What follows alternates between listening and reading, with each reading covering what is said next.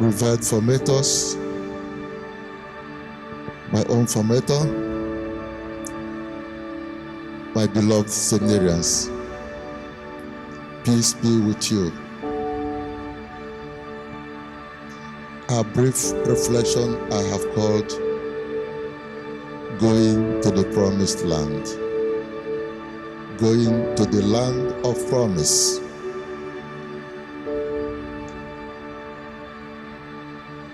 In Exodus chapter 3, verse 7, God said, I've seen the sufferings of my people. I've heard their cry. Myself will come down to deliver them. He called Moses and sent him, go to Pharaoh and tell Pharaoh, let my people go. So God actually came down to liberate his people through Moses. He did not go himself. He delegated. Filled with compassion and love, he wanted to come and visit his people. He promised to come himself and deliver them, and he did it through Moses. Moses now did the needful. He carried on the message. The rest is history. But he led them to the land of promise. The Lord now sent them kings, sent them judges, sent them prophets, still attending to them, being the Lord coming to visit his people, coming to take care of his people. At the time he said, the prophets, because they were derailing from their duties, he himself will come down. And he did. But he came down through better prophets. At the fullness of time, he sent his only son to give to his people knowledge of salvation. And that his son came that we may have life and have it in abundance. He came, he was the truth, the way, and the life. And he came to lead his people, to teach them, and still to take them to the land of promise. This time, not a visible land, but our true home, which is in heaven. That same song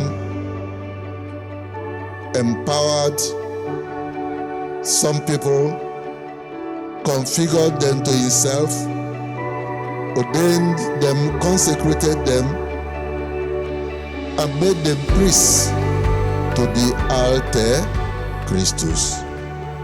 So, that's the work of the Redeemer continues. The Holy Orders is that sacrament instituted by Christ through which the work of the Redeemer will continue till the end of time. You are aspiring to that Holy Orders. God has called you. You are discerning your vocation. You want to know if he really has called you. You want to answer. You want to respond. Here I am, Lord, do what? Send me. It is still God visiting his people through you. God being with his people through you. God giving his people life in abundance through you. It becomes necessary that you be preparing yourself, preparing properly, sincerely, and with every commitment in case he is actually calling. Part of what I would like us to do, because the entire seminary process is trying to mold you, build you, form you into responsible priests under Christ who will continue this work. But I want to single out an example from the Magi.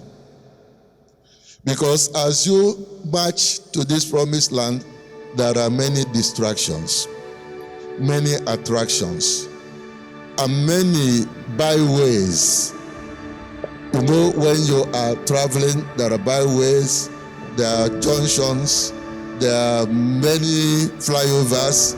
Sometimes, if you are not sure, and if your GPS is not working accurately, you know the GPS sometimes it tell you take right, then take left. After 5 minutes, go back, you get confused. So if your own internal spiritual GPS is not working well, you can get confused at the junction. I want to single out one single example from the Magi. The Magi we call them the wise kings from the east, isn't it? They were not kings. People say they are kings. They were not kings. They were from the east, yes, originally from the Median tribe. But their history is that they wanted political power. They fought their neighbors, and their neighbors conquered them, humiliated them, crushed them. You know what they did? They gave up that ambition and then reorganized themselves and decided to go for spiritual powers. They decided to seek holiness and learning. They fasted, they prayed, they did everything done that time to acquire the knowledge of the divine and the knowledge of the cosmos, the knowledge of the heavenly bodies, and the knowledge of life. What is life itself? They sacrificed a lot. They forfeited pleasure and mundane enjoyment.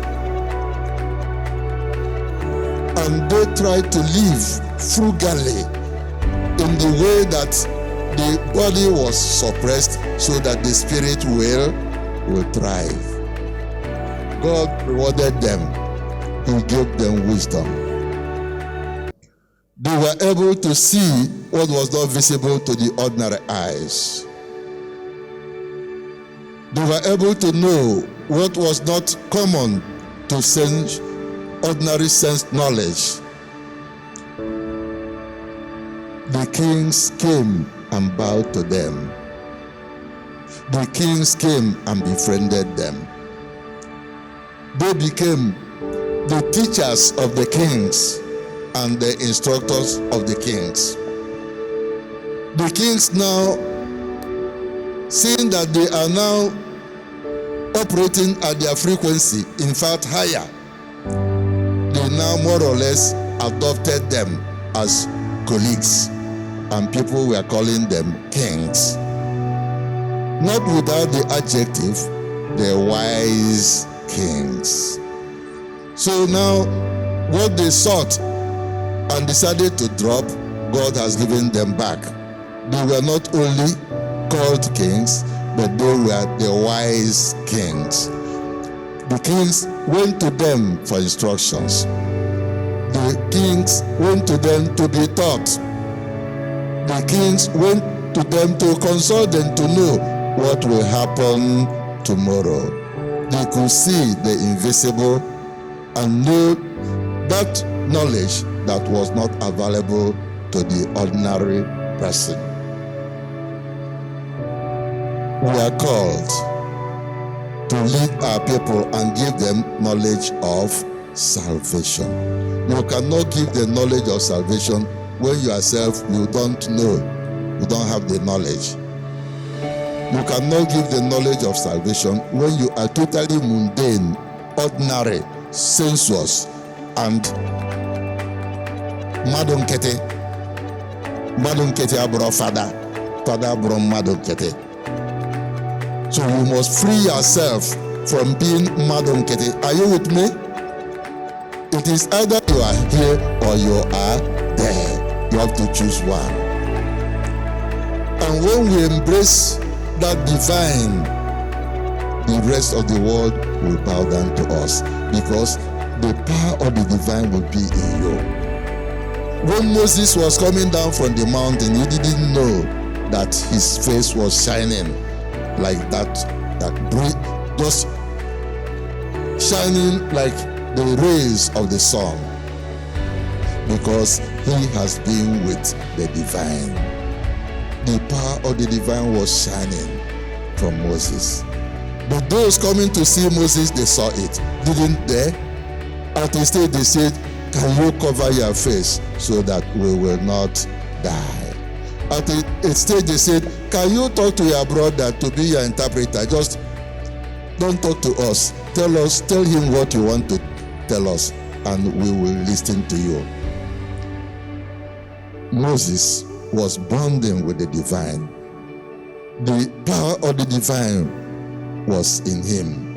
And the aura, the dignity, the honor, the glory of the divine was shining through Moses. The rest of the world bowed down to Moses to listen to the message he was bringing from the divine.